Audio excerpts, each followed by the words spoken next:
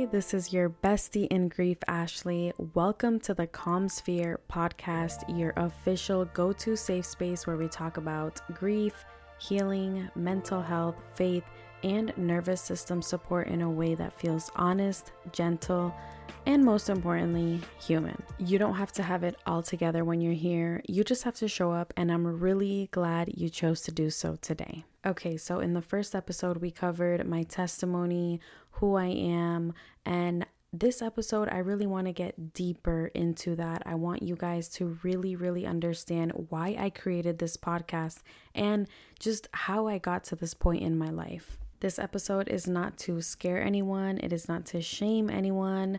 I'm not going to hit you with a list of everything you need to do differently in your life or anything like that. What I am going to do is just tell you the truth about my life, all of it, because I think sometimes what we need more than advice is just proof that it is actually possible to change, that humans do change, and it's not the highlight reel version of change. This is the real, the messy, the fall down 7 times, get up 8 times version of it. And here's what most people aren't going to tell you about transformation. It doesn't start when you finally feel confident enough or ready enough or healed enough. It starts when you're exhausted, like really exhausted, the kind of tired where the things that used to numb you stop working, where fast money stops feeling like freedom and starts feeling like a cage, where you wake up one morning and you're just like, I cannot do life like this anymore. And a lot of people like to call this exhaustion, this point in your life, rock bottom, but it's actually the opposite. This is just the beginning. And I know because I have been there. There was a version of me who genuinely did not think she would survive her own coping mechanisms. And if you had met me back then, you would not recognize who I am today, because I don't even recognize myself. And not because I'm perfect now or anything like that, but because I chose to be different. Over and over again, imperfectly, I just chose to be different and change my life. And that's what today is about, my story, the really detailed version of it. And not because it is shocking, but because it is proof that you are not too far gone, not even close. This is where my story truly begins, and it doesn't begin where most people assume it does. It doesn't begin with a bad decision or a wrong turn. It begins when I was 15 years old, the year my dad was deported. One day he was here with us every single day, and the next he was just gone. And if you grew up in an immigrant household, you already know what that kind of loss does to a family. It doesn't just break your heart, it literally pulls the floor right out from under you, and your sense of safety, everything, your sense of stability, your whole understanding of how the world works is gone. When we got the news that my dad was deported, me and my sister just looked at each other and we both knew immediately what this meant. We were going to lose the house. My mom was going to be stretched so thin than she already was, and there was no safety net. The main provider of the household was gone. And honestly, there really was no safety net before. It's not like we had a lot of money or anything, but at least my dad was there. My parents had worked so incredibly hard my whole entire life, and it was still never quite enough, and that's just the reality we lived in. So when my dad was deported, something shifted inside of me. I became the youngest daughter who felt like she had to fix everything. I took on weight that no 15-year-old should ever carry, and I carried it the only way I knew how, which was by trying to control the one thing I thought I could control: money. At 18 years old, me and my sister started selling our bodies, and I want to be really clear about something here because I think this matters. I was not naive. I was not reckless. I mean, maybe I was a little bit naive, but I did know right from wrong. But fast money felt like relief, especially in the situation that I was in, and it felt like control over a future that felt like it was completely slipping away from me.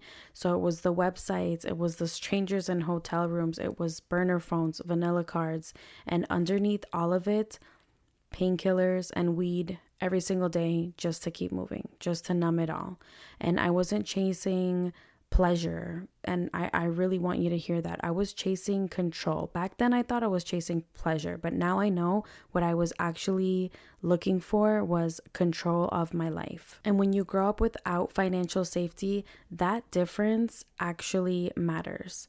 It wasn't pleasure, it was control. This went on for years. I eventually started working at a strip club, and I didn't stop selling my body after hours. I kept doing that, but now I was working at a strip club as well. And I knew deep down that this was not the life I wanted. I knew it every single day.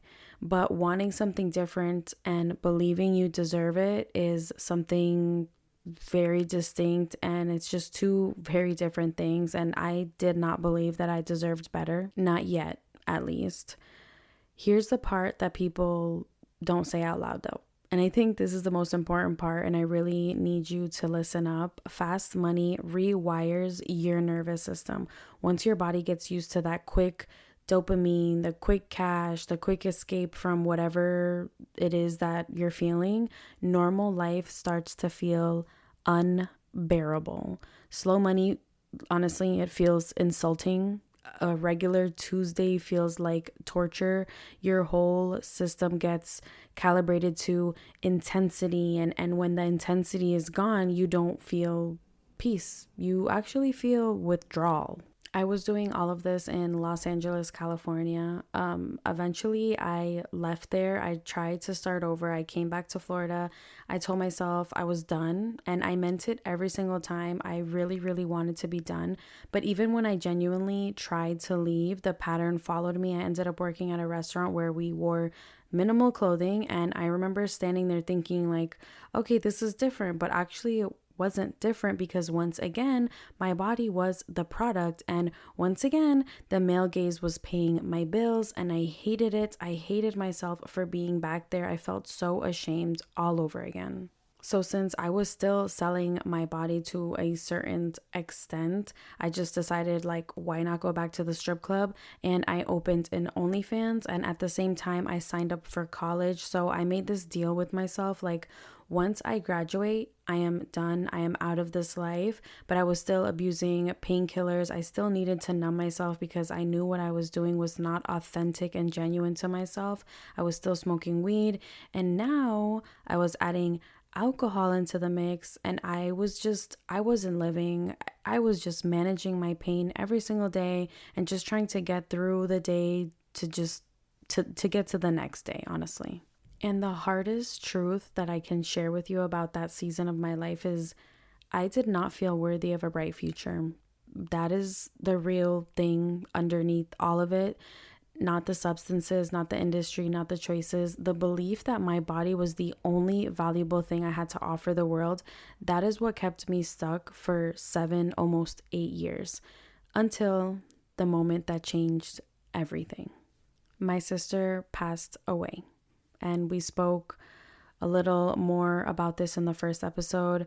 And I'm just going to let that sit for a second because there's no way to soften it. My sister died, and there's just no coping skill for that kind of loss.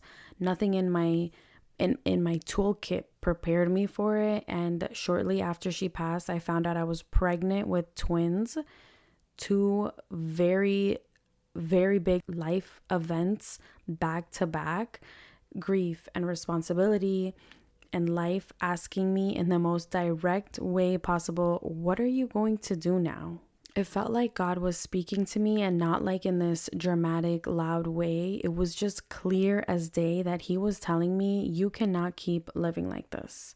So I got off the painkillers. I started trying to let go of fast money, and I was very terrified. I didn't know who I was without the numbing, without the hustle, without the survival mechanisms I had been using since I was 18 years old. But when my kids were born, something happened to my body that I don't fully have the words for, but I just did not want to punish my body anymore. I didn't want to sell it. I didn't want to numb it.